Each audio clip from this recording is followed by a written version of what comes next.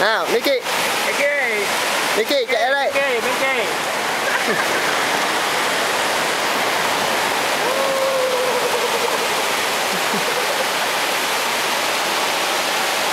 Ồ.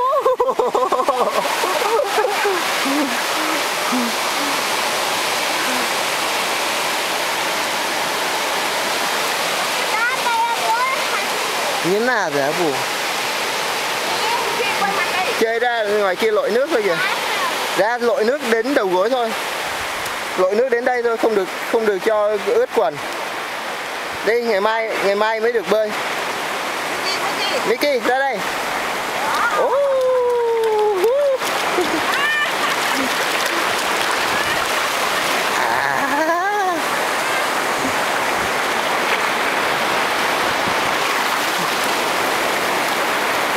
Ra đây.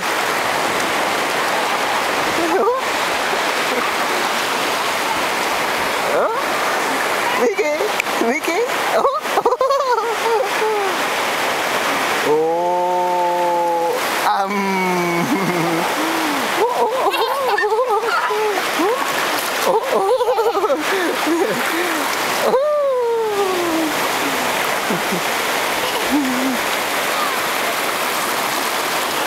Rồi chạy vào. Rồi chạy vào.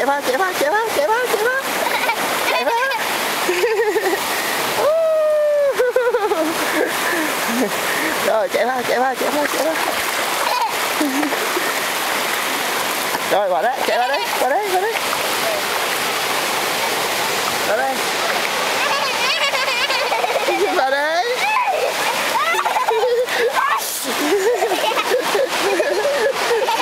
Vào đấy, đứng lên.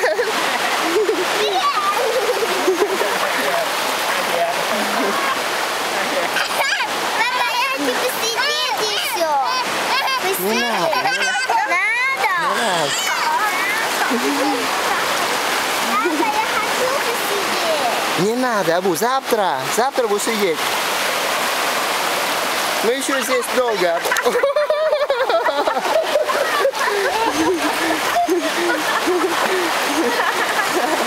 Rồi điểm nước thôi và chùi vô mặt nữa.